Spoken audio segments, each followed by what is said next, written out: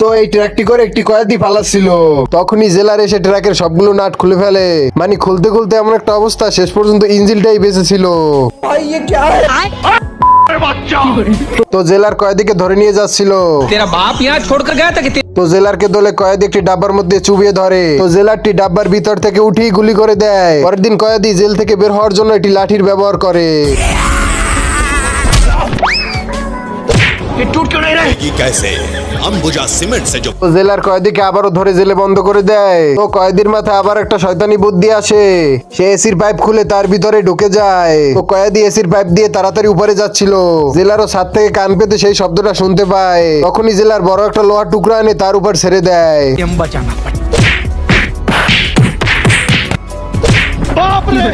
তো এইবার কয়েদি জানলা দিয়ে একটি লন্ডির গাড়ি দেখতে পায়। তো কয়েদি আবার অনেক কষ্ট করে জেল থেকে বেরিয়ে সেই গাড়ির উপর উঠে পড়ে। বন্ধুরা পরের পার্ট দেখতে চাইলে কমেন্টে জানা।